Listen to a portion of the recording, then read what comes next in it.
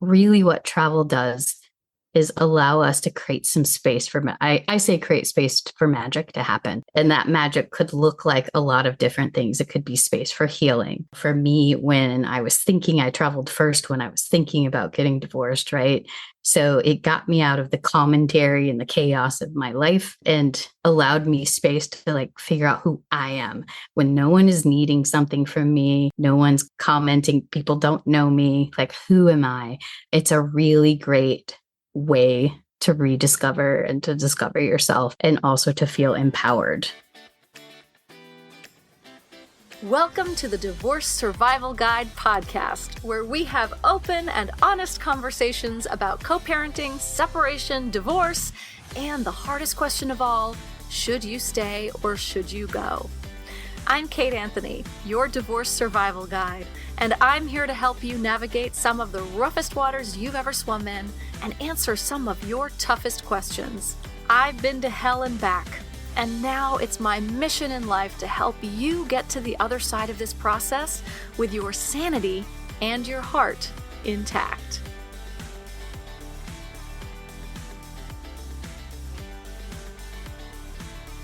Hey everyone, welcome back.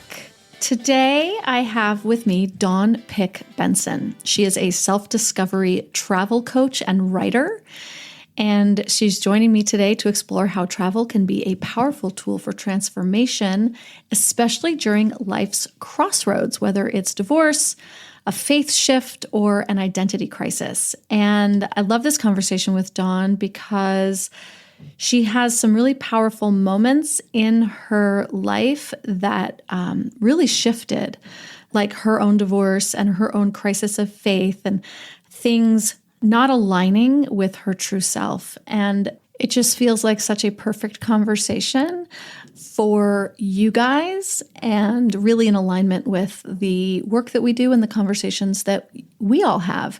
And that we have on the show. So without further ado, here is my conversation with Dawn Pick Benson.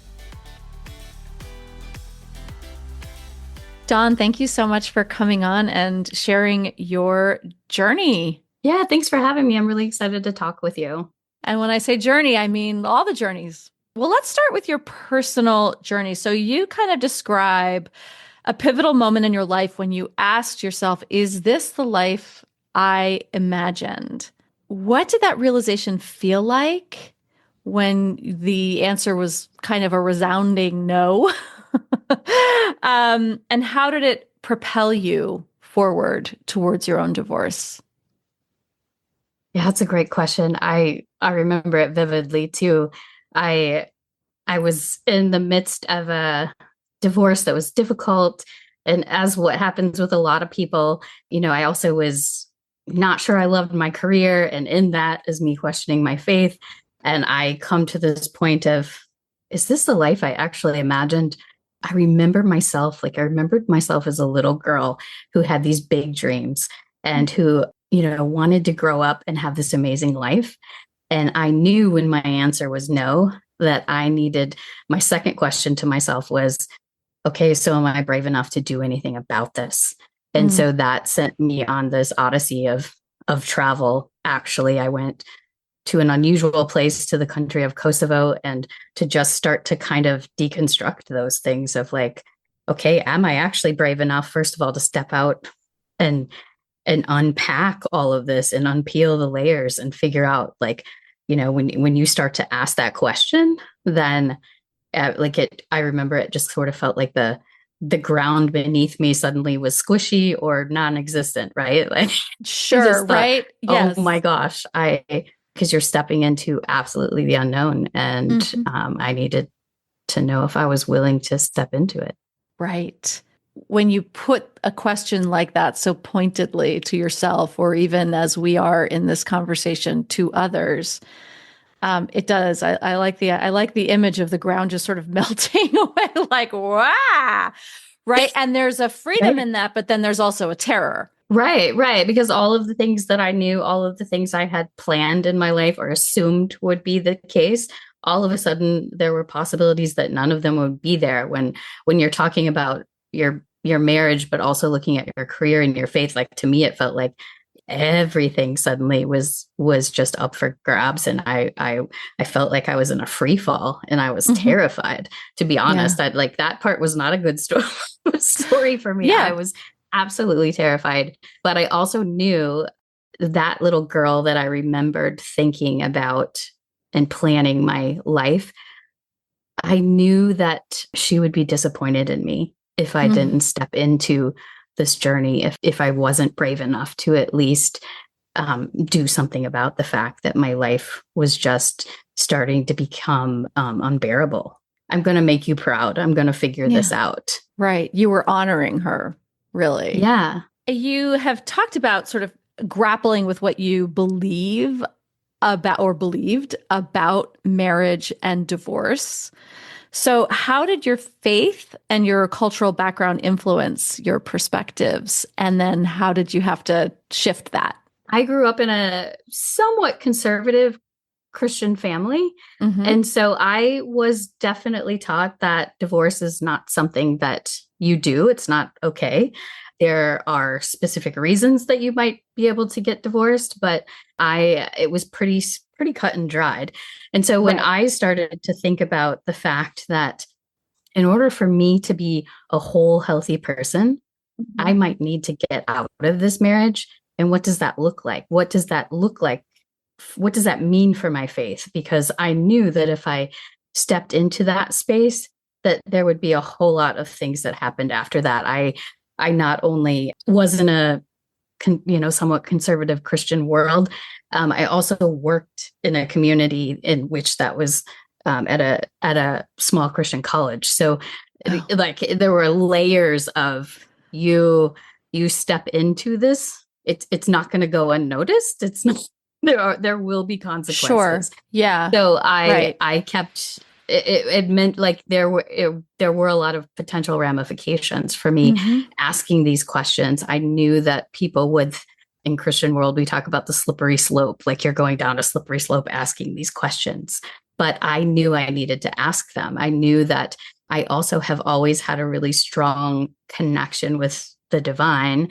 And I Mm. knew that if I kept going the way I was in the relationship that I had, I felt like I was becoming smaller and smaller and smaller. And in that way, I don't think we can have a really good relationship with the divine when we're not our true selves. I think that that's part of who we are as people, and our trajectory in life is to become our full selves. And when you become smaller and smaller and smaller in a relationship, then I was more and more unable to really even feel like I could connect with God, because I felt like I was just like a shell of a person. And so, in an interesting way, it was my faith that forced me to ask the questions about my faith, right? Or Right. I or love my that. Right. connection to the divine, Yes. right? Mm-hmm. I had to sever it a little bit of like there's the Christianity I grew up with, and then for me, I had to look at, what if there is this wider, deeper, more generous version of faith that is different than what I grew up with. Mm-hmm. And that's kind of the journey I went on, is looking into what does that look like? Because I start asking questions about marriage, then I'm, by default asking questions about my faith too in the world that I lived in. So, which I don't know if you want me to get into this, but when I went overseas to Kosovo, that is part of the, like, I don't know that I knew that on purpose and I didn't design it that way, but I look back now and it was the perfect place for me to go, to just Mm-hmm. allow myself to ask questions, because it is such a place that is used to dissonance. And it allowed, because it's a diverse place in Europe, and it's a crossroads. And so there's a lot of diversity around here. And it allowed me to feel like I could just widen my faith without critique. There wasn't anyone here going, oh my gosh, you can't ask that question. They were almost encouraging me to ask questions. No one was aghast that I was asking things. And it really was this place that allowed me the space to just ask the questions I needed to ask. So I have so many questions about this, one of which is, why Kosovo, which I think is a sort of a pertinent question. But also, what I hear you saying, and I want to sort of check in with you about this, is that in a sense, you were what I'm hearing, right, is that you were kind of detangling your faith from the institution, the messaging of the institution from the what you knew in your heart about your connection, your belief in God, your faith as separate from the religious doctrine. Yes, Is that fair absolutely. to say? Yeah. Yes, yes, that's a good way to say Right. it. What drew you to Kosovo, and how did that journey mirror this internal transformation that you were experiencing? I didn't just pick Kosovo randomly because that Yeah, would, it sounds like I'm sure that would you be spun a globe and like your finger. Okay, that's I it. think I'll go here to this Yeah. random place. Right. This war-torn country. Yes, yes. I actually had been here before a few different times. So it is a place that's familiar to me. And when I knew that this tumult was going inside, I have friends here, and it felt kind of like a safe place to go, even though it was a little bit strange because I had been here many times with my then husband. So this time I was going on my own, but it still felt like it was a leap, but it was something that still felt somewhat safe because I'd been here before. Although the difference this time, and really where the bravery came in, is I hadn't been here before alone before. So, and I hadn't traveled in a long time alone. So, what did that look like for me to handle my own travels, etc., to come here? But yeah, I did come. I came because I had been here before, so I didn't just pick it out of a hat. But I honestly, I felt a pull to come here, and I do feel that way. I think a lot of us were attracted to certain cultures or countries, and sometimes this might sound a little woo-woo, but I feel like sometimes countries and places have things to say to us. When I look back at it, I think that this place has had things to say to me that has things that I could learn from the culture, from the people. And I really do think I was drawn back here because I needed to be here.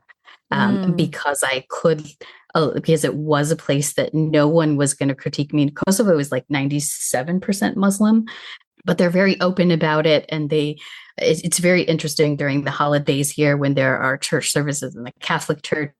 You'll see the Muslims and Catholics together at this service. They really celebrate one another's different events. And that was really wonderful for me to see too, to just see how, wow, these people who have very different beliefs are celebrating one another, and look at the spaciousness that they give to each other.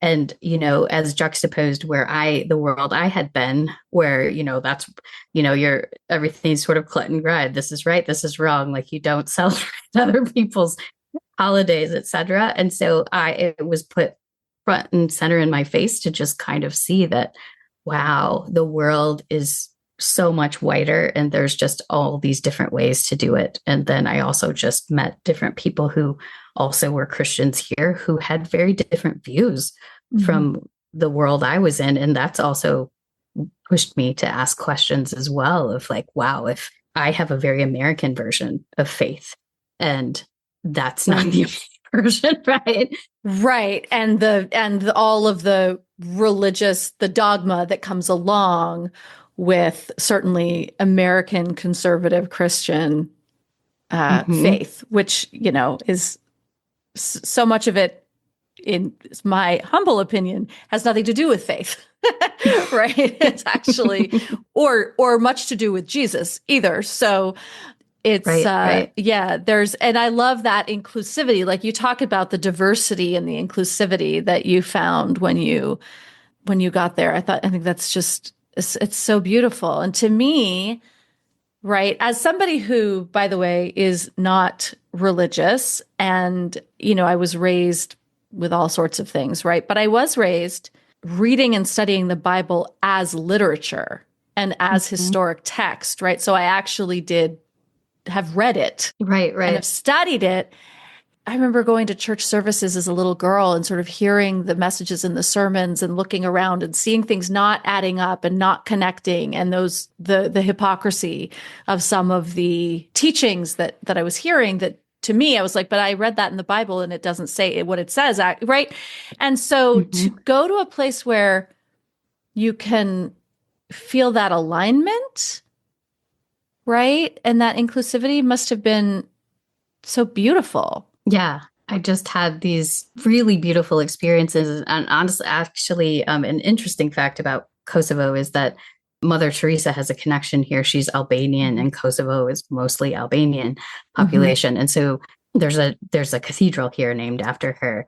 I had a really amazing experience there on Christmas Eve one year where just watching all of these people from different walks of life there together celebrating people who were clearly not Catholic. And you kind of tell because they didn't really know all the rules, Right. emotions, etc. But they were, Right. I asked my friends who are local here too, and they're like, yeah, that's what we do. We celebrate one another's holidays when we have iftar. We invite our other friends. So it's this inclusivity that I didn't see as much in the US, at least in the Midwest where I grew up, in the world that I was in. And I look back and I don't know that I knew that on purpose, but it was this perfect place for me to just allow my faith to widen. I remember this. I had this conversation. A friend of mine's dad is a Sufi Muslim, and we started talking about God together and through translation because he didn't speak English. And so my friend was translating. And I just remember the look on his face when he was talking about God, how much, like, the love with which he was speaking Mm. for the divine. And Mm. it's one of the things that one of the things that helped unravel some of the stuff for me, because I felt it was almost like I could feel a connection between he and I, of like, oh my gosh, he's talking about the exact same God that I'm taught, that I believe in. And I was taught these are different things, right? And That's I right. I had this profound experience where I looked into his eyes and I was like, this guy loves God and his, and who am I? Like, okay, so I remember just sort of thinking, oh my gosh, everything I was taught about who's in and who's out and who's right and wrong, it can't be true because I see his face and I feel it. I feel his love for God, and I could not undo that. And I could never say that it wasn't true because I felt it so palpably. And I couldn't walk, like, that moment. I couldn't walk away. That it was maybe the impetus of everything. I was like, I can't unsee that. I can't Right. experience that. And it has to change how I start looking at things. And then me just also learning to pay attention to myself, to how I feel inside, to that wisdom that's inside of me, was a huge thing too along my journey. And I think I learned that a lot here too, just by walking and listening to what's going on inside of me. Because I also, if you're in a conservative Christian faith, you're often taught that your heart's evil and that you shouldn't listen to that internal Yes. voice, to your intuition. I was really taught not to. And then it was this epiphany of, oh my gosh, there's so much wisdom inside, though. There's so much Yes. there. So I Yeah. feel like I just said a whole lot of things. So You did. You said whole lot of wonderful things that I know will really resonate with my audience. And one of the things, I talk about all the time, especially with my clients, is connecting with that inner sense of knowing and with that intuition. I have a chapter about it in my book. I mean, it's one of the most important things that we have. What's so interesting is the idea of being told to sort of disconnect from it, but you can't trust it because, like, that's the devil. That's the devil working inside you or whatever. And it's like, or it's God working in me, right? If that's not faith, then I don't, like, what is, right? Isn't right. faith the idea of trusting that, yes, it's trusting God, but it's also trusting your trust in God, right? And so Mhm. how could you have that if you were disconnected from yourself? Right. It's really true. It's kind of, it's very interesting to me that I, I believed that Yeah. for so long, or that I didn't think about it. But once I connected it and understood how important that intuition, and that I believe now that internal voice, that intuition, that's divine wisdom. That's God speaking to you. Rather than ignoring it, it's actually really Yes. valuable and has things to say. And I think maybe I have this really amazing therapist, and I think maybe he's the one who at first pointed this dissonance out to me. And I started thinking about it and realizing that, oh my gosh, he's right. I can pay attention to what's going on inside of me. So, and it's part of the magic too, is in having people around you who ask you important questions, who ask you hard questions, who, et cetera. I'm like really lucky that I had people in my life who spoke into it and helped me on my way because I kind of needed that push, or I needed someone to say, like, actually, you could actually listen to yourself.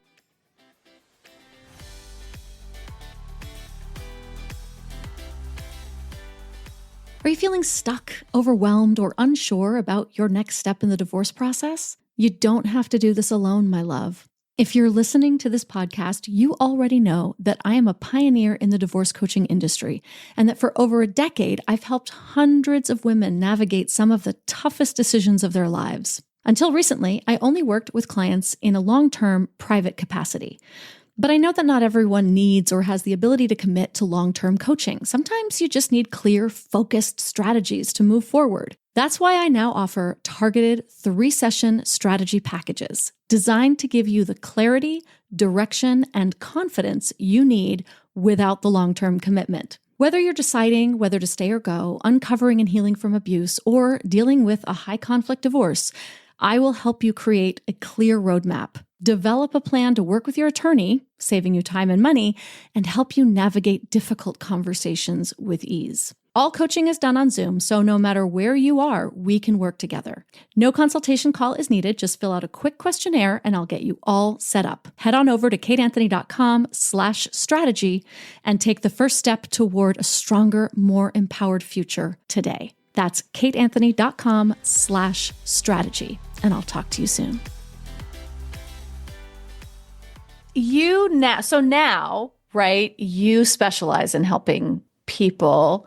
You are a self-discovery travel coach. And so obviously travel became this huge epiphany for you in your post-divorce world. And that's the area that you specialize. How do you see travel in general being this? I mean, for you, it was a very specific catalyst and epiphany for your growth. How do you see this translating to others? And how do you help women who might feel that they don't have the time, they don't have the money, or they have children, right?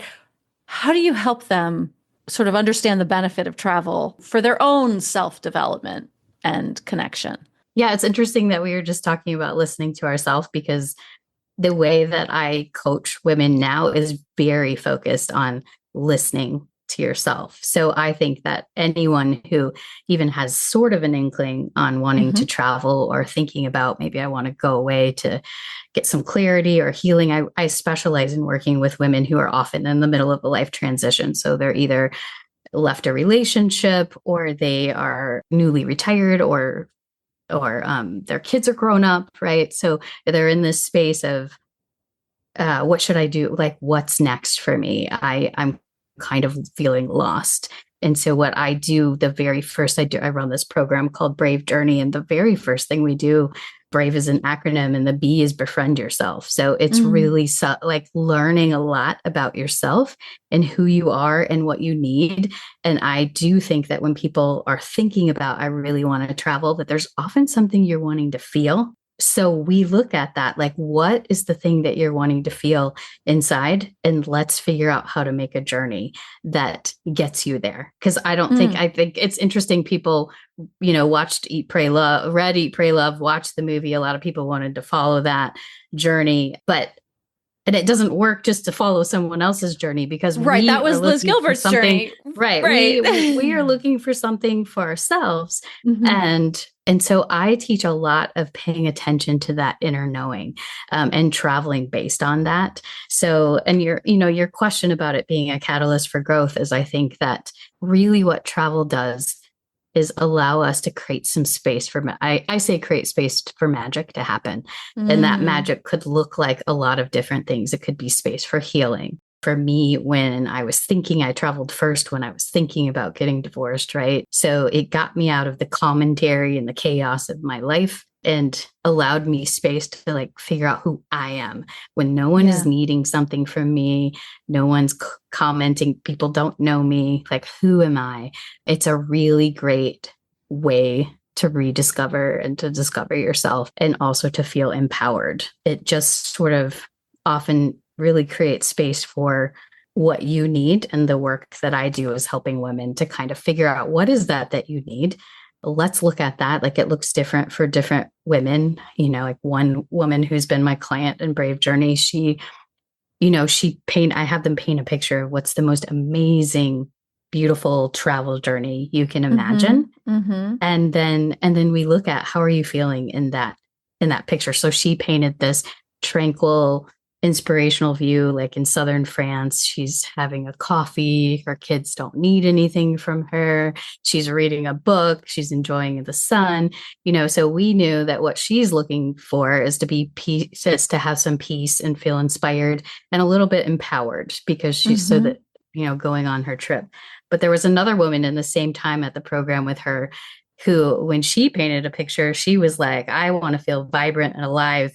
And, she ended up going to Greece where she was kayaking in the Aegean Sea and driving a stick shift through the roads. And, she wanted to feel a very different trip, right?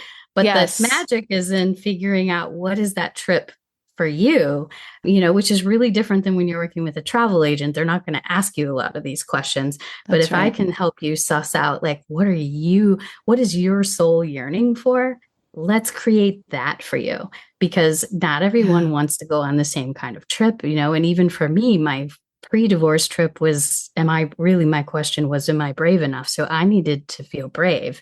So I did a lot of things that helped me to feel brave during that time. Like I made a little bit of a crazy itinerary just so that I could figure out, just so I knew I could actually do it. Right. Yeah. Right. Second time after I was divorced, when I went, I just needed peace.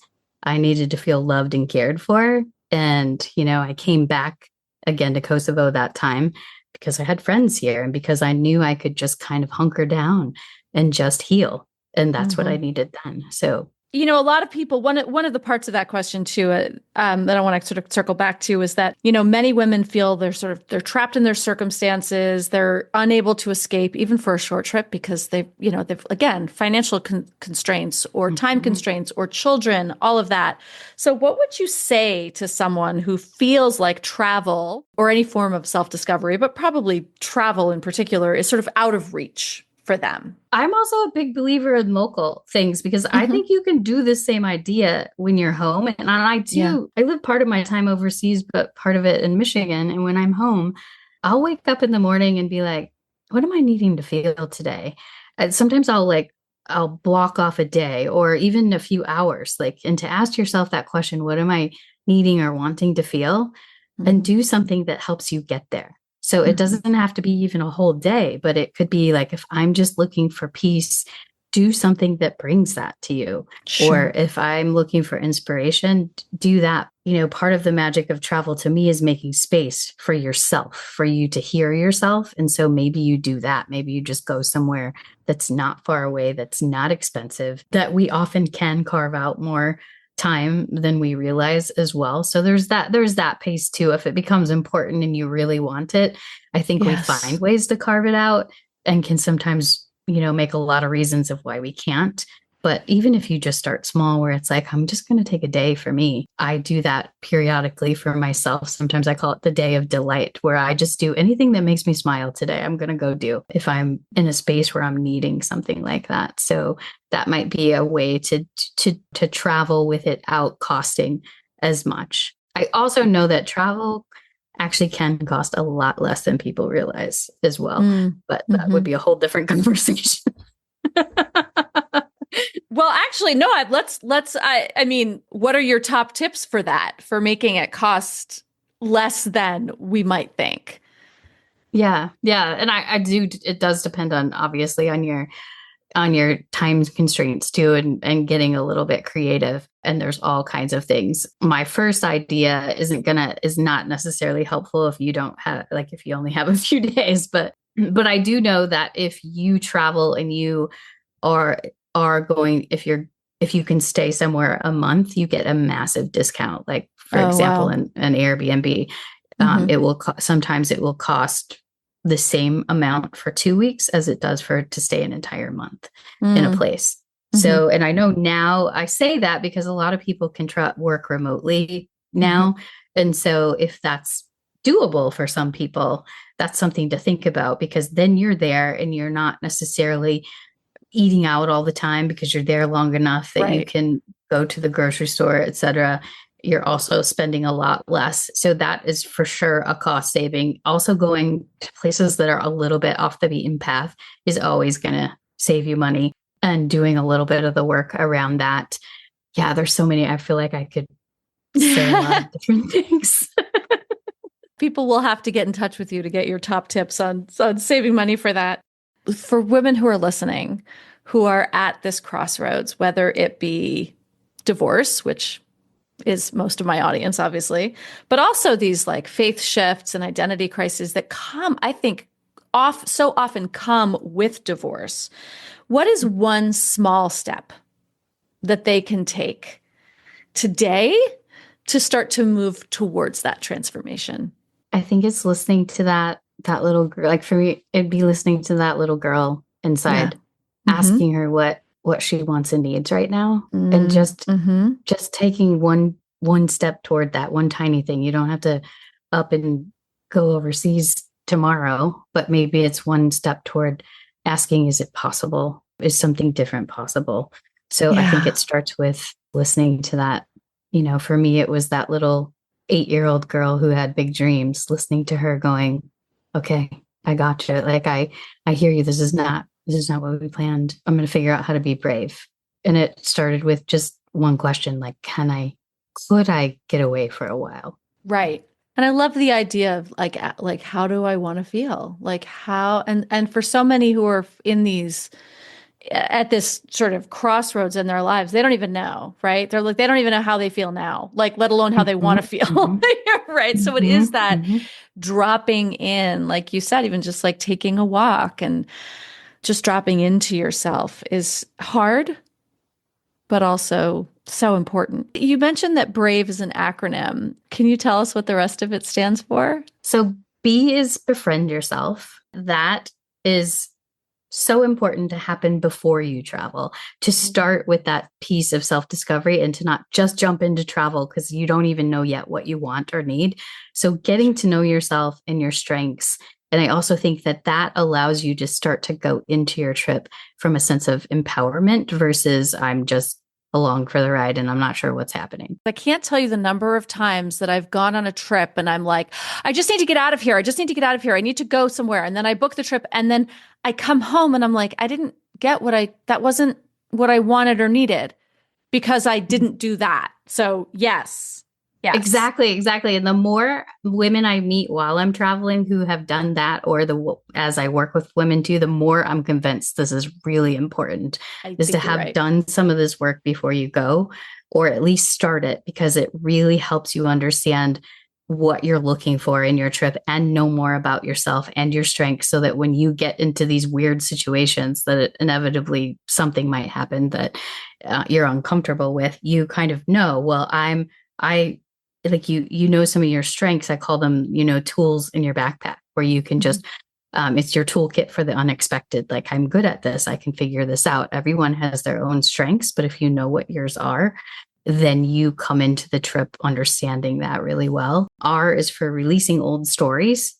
So that's when we start kind of re-envisioning and expanding the possibilities for our lives. So looking at the old stories that have kept us safe, but that we want to expand into a new story and to new possibilities. And then A really is awakening to possibilities. So that's when we talk a lot about paying attention to that inner knowing and like what really is possible for my trip. What do I want to feel and experience on my trip? So that A really kind of focuses on that vision. What is the vision for my trip? How do I want to feel? And if I want to feel peaceful, then I'm going to go on a very different trip than if I want to feel brave, and maybe I'm going to go skydive, right? So it helps you narrow it down and pick and create something that really, I think, is what your soul is desiring. And so it resonates, like the transformation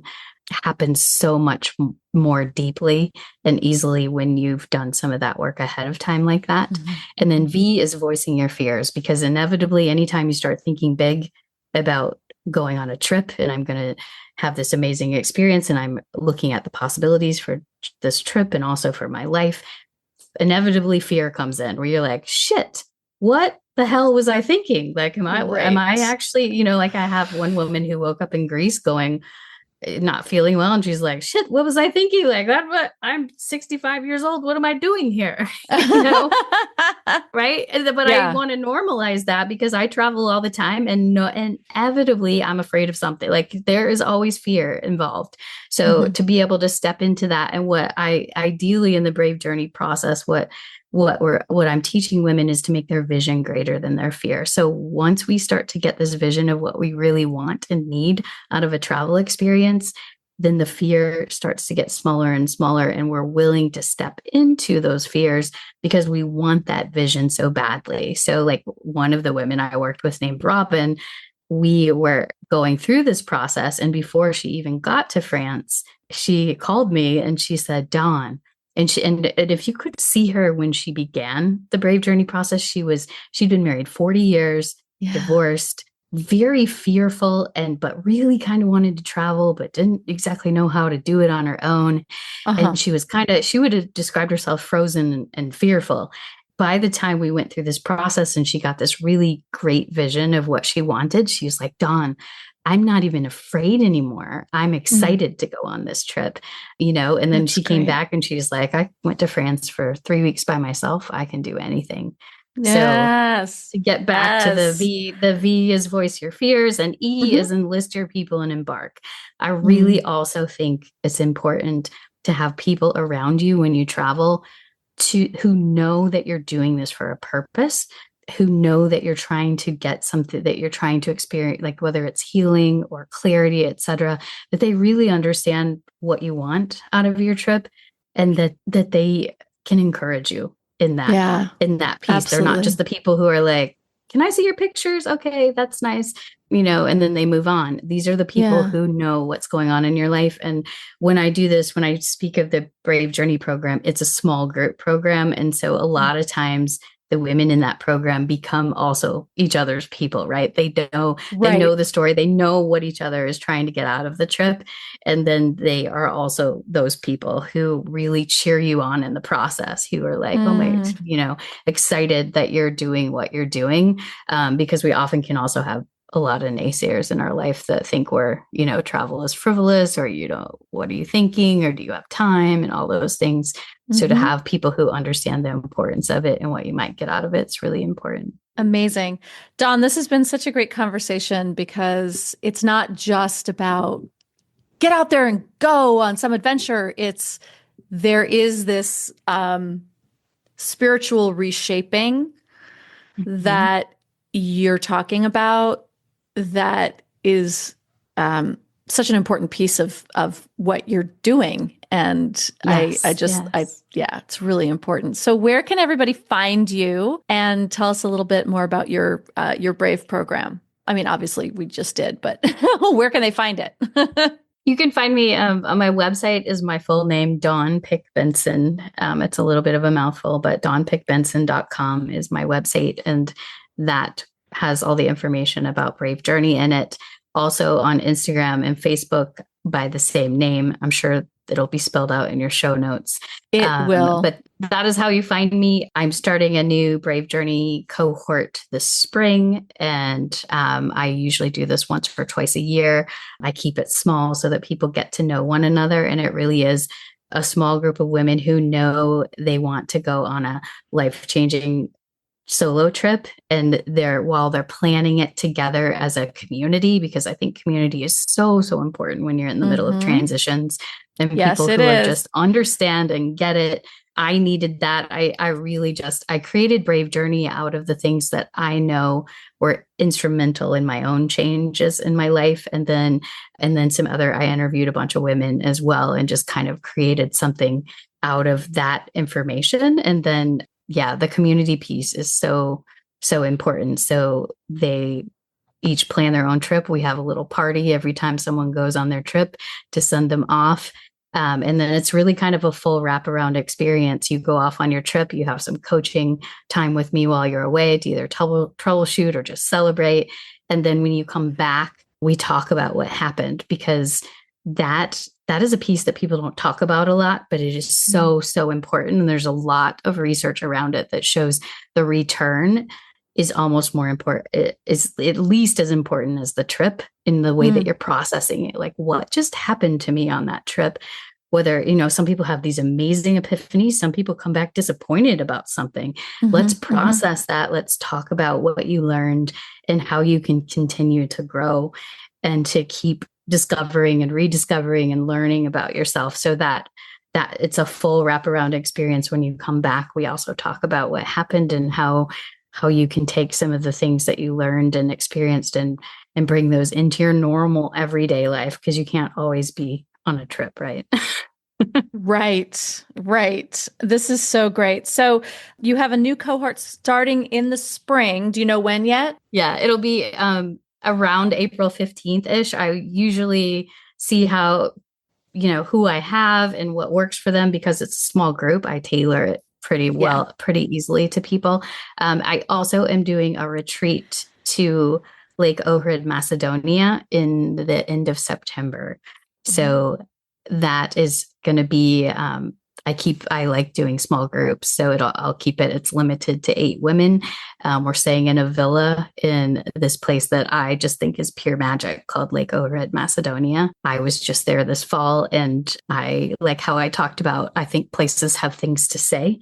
I really felt strongly this place has something to say to women in the middle of transition, and to some strong women. Like, it's just this very interesting otherworldly place, and I absolutely love it, and I'm super excited to bring some women there with me. That sounds really good. That sounds really good. Dawn, this has been so great. I really appreciate your wisdom and clarity and sharing your personal journey throughout. Everything you say is just so resonant to me, and I know it will be to my audience. So guys, Dawn Pick Benson, that's PickBenson, like Olivia Benson. Random SVU reference, if anybody caught that. DawnPickBenson.com. Go check it out. Let's get on these journeys, guys. Let's get out there and live. Thanks, Dawn. Absolutely. Thank you so much for having me. This was a fun chat. Thanks for tuning in to another episode of the Divorce Survival Guide podcast. If you like what you hear, head on over to Apple Podcasts or wherever you listen in and leave me a review. And don't forget to follow me on Instagram at The Divorce Survival Guide. I'll see you next time, and until then, remember, you, my love, deserve to be happy.